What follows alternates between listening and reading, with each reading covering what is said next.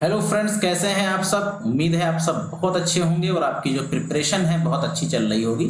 आज की क्लास हम आपके साथ डिस्कस करने वाले हैं, जिसमें हम आपके साथ एक बहुत ही इंपॉर्टेंट चैप्टर आज से स्टार्ट करने वाले हैं। आपका जो चैप्टर है वो है बेसिकली अकाउंटिंग फॉर शेयर्स। तो जो शेयर्स आपका जो कंपनी अकाउंट्स है, बेसिकली कंपनी अकाउंट्स के अंदर जो शेयर टॉपिक है वो बहुत ही इंपॉर्टेंट है। इंपॉर्टेंट इस लिहाज से है क्योंकि एग्जाम के अंदर आपका जो ये वॉल्यूम 2 बुक है, वॉल्यूम 2 के अंदर शेयर्स चैप्टर का प्रोपोर्शन सबसे ज्यादा माना जाता है और मोस्टली सबसे ज्यादा एग्जाम के अंदर क्वेश्चन इसी चैप्टर से पूछे जाते हैं। इस पूरे चैप्टर को हम लोग डिटेल के अंदर इसमें डिस्कस करेंगे और चूंकि ये बड़ा चैप्टर है तो कई सारे पार्ट्स में इस चैप्टर को हम लोग डिस्कस करेंगे। तो हमारी कोशिश क्या होगी कि हम नेक्स्ट लेक्चर नंबर 1 से लगा के इसके जो भी लेक्चर्स होंगे सबको एक सीक्वेंस में रखेंगे और स्टेप बाय स्टेप चीजों को हम समझते चलेंगे और धीरे धीरे करके हम कह सकते हैं कि बेसिक कंसेप्ट से जो आगे के इंपॉर्टेंट कंसेप्ट हैं, जो आपके स्ट्रॉन्ग कंसेप्ट हैं, उन सब की तरफ धीरे धीरे करके बढ़ेंगे। आपसे एक रिक्वेस्ट है, अगर आपने चैनल को सब्सक्राइब ना किया हो तो चैनल को जरूर सब्सक्राइब कर लीजिए, क्योंकि हमारे जो भी अपकमिंग लेक्चर्स हैं उनकी नोटिफिकेशन आपको मिलते रहेंगे। तो चलिए फटाफट से आज की क्लास को हम लोग स्टार्ट कर देते हैं। देखिए, अगर हम लोग बात करें बेसिकली अकाउंटिंग फॉर शेयर्स की, तो शेयर्स का चैप्टर जो है आपके लिए कई लिहाज से बहुत इंपॉर्टेंट है। कई लिहाज से इसलिए ज्यादा इंपॉर्टेंट है क्योंकि एग्जाम के अंदर, जैसा अभी इसके बारे में हम लोग बात कर ही रहे थे, कि सबसे ज्यादा स्कोरिंग होता है। यानी कि एग्जाम के अंदर सबसे ज्यादा आपको मार्क्स वॉल्यूम 2 के अंदर आपको इसी वाले चैप्टर से मिलते हैं। तो इसीलिए किसी भी एंगल से आप इसको इग्नोर नहीं कर सकते हैं। कोशिश आप यही करेंगे कि बेहतर से बेहतर आप इसमें स्कोर करें और बेहतर से बेहतर तरीके से इसके कंसेप्ट को समझने की कोशिश करें। क्लियर है। देखिए, चूंकि इसका थ्योरेटिकल एस्पेक्ट हम किसी और क्लास में डिस्कस करेंगे, लेकिन आपको ये समझना है कि जो शेयर्स बेसिकली होते हैं, शेयर्स पे जो जब कोई कंपनी शेयर इशू करती है तो आमतौर पे उस शेयर का जो पैसा होता है कंपनी को 4 पार्ट में मिलता है। यानी कि अगर मान लीजिए कभी कोई कंपनी शेयर को इशू करे तो शेयर का जो पैसा होता है वो 4 पार्ट में मिलता है, जिसमें पहला जो पार्ट होता है वो आपका एप्लीकेशन होता है। दूसरा जो पार्ट होता है आपका बेसिकली वो अलॉटमेंट होता है। इसी तरीके से आपका जो थर्ड पार्ट होता है वो आपका होता है जिसे हम बोलते हैं फर्स्ट कॉल। और इसी तरीके से जो लास्ट होता है उसे हम बोलते हैं क्या, सेकंड या फाइनल कॉल।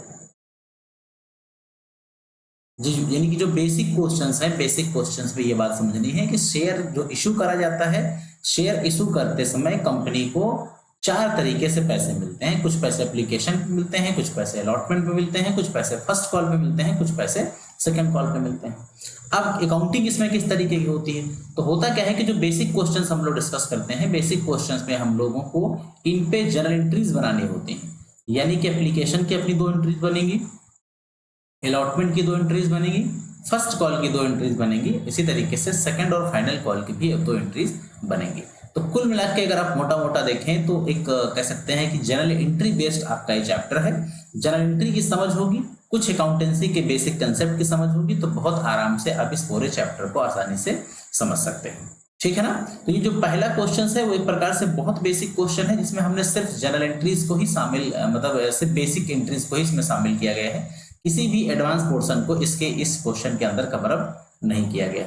इवन इसके बाद हम लोग जो क्वेश्चंस करेंगे वहां पर हमारी कोशिश क्या होगी कि हम एडवांस क्वेश्चंस को लें। अभी हम सिर्फ और सिर्फ बेसिक क्वेश्चंस पर आपके साथ डिस्कस करेंगे। तो एक बार जरा क्वेश्चंस को देखिएगा। कहा गया है कि कांछा लिमिटेड, जो कि बेसिकली एक कंपनी है जिसकी ऑथराइज कैपिटल जो है वो 1 लाख शेयर में डिवाइडेड है।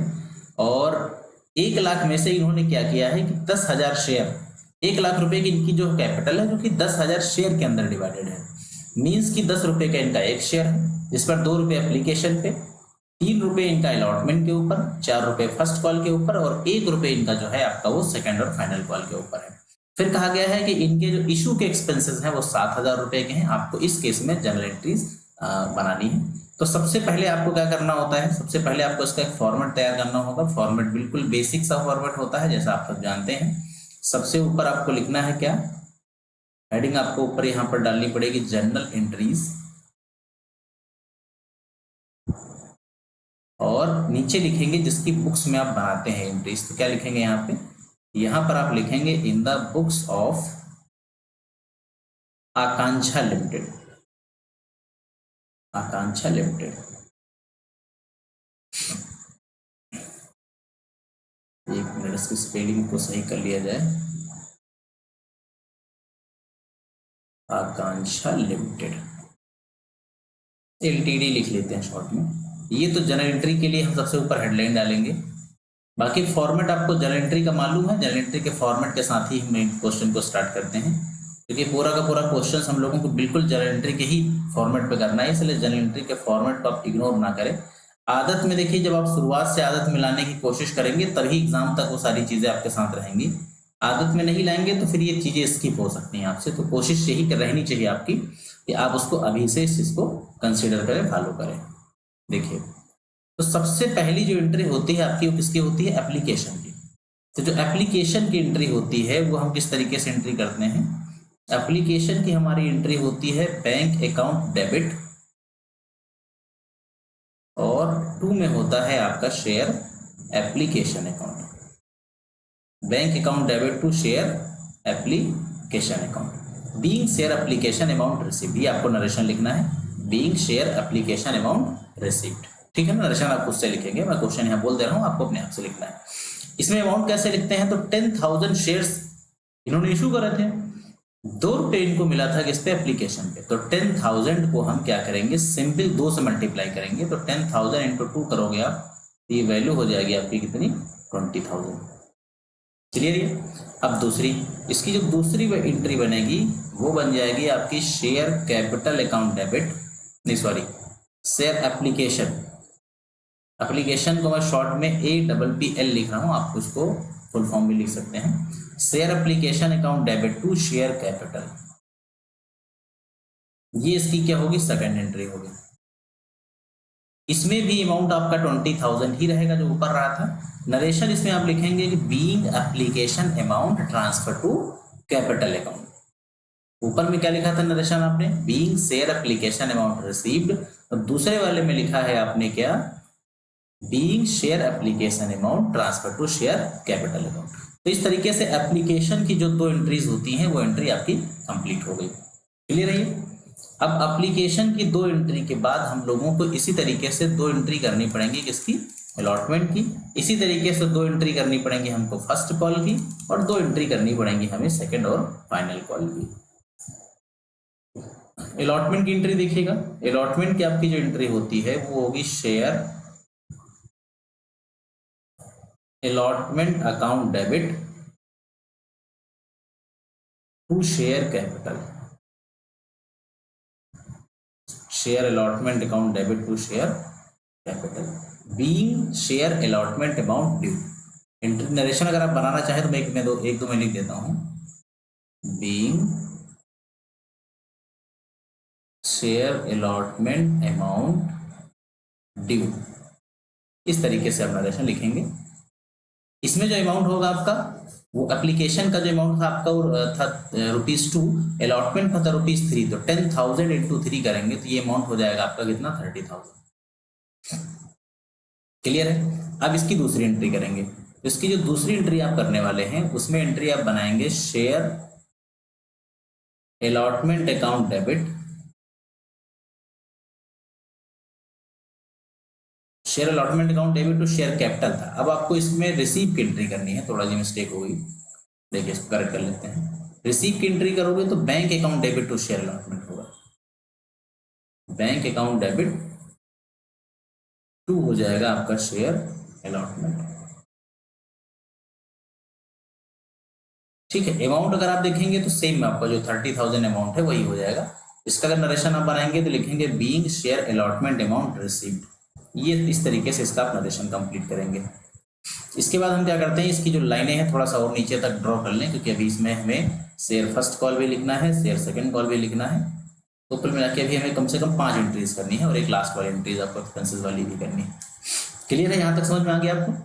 अब लिखना है आपको शेयर फर्स्ट कॉल की एंट्री। तो फर्स्ट कॉल ₹4 का है, फर्स्ट कॉल में एंट्री क्या बनाएंगे?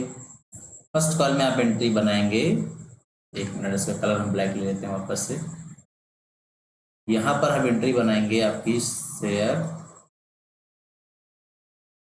First call account debit, share first call account debit, 2 में हो जाएगा शेयर कैपिटल अकाउंट।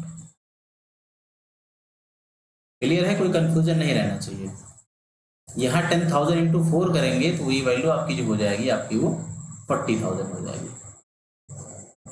इसी तरीके से इसकी जो सेकंड एंट्री हम करने वाले हैं रिसीव्ड वाली, उसमें हो जाएगा bank account debit to share first call. तो ये जो पैसा हमें मिला है वो कितना मिला है 40,000, तो ये हो गया आपका अगेन 40,000। अब देखिए फर्स्ट कॉल तक आपने एंट्री बना ली, अब एंट्री किसकी करनी है? अब एंट्री आपको करनी है सेकंड और फाइनल कॉल की। सेम पैटर्न इस यही रहेगा आपका, share second and final call account debit,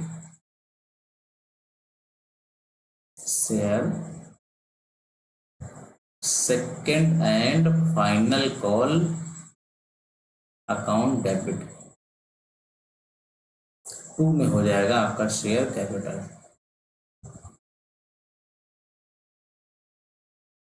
ये भी आपकी एंट्री जो होगी 20,000 इंटू 1 हो जाएगी, यानी कि 20,000 रहेगी, सॉरी 10,000 इंटू 1, क्योंकि 10,000 शेयर इशू करे गए थे तो ₹1 से मल्टीप्लाई करोगे 10,000 आएगा।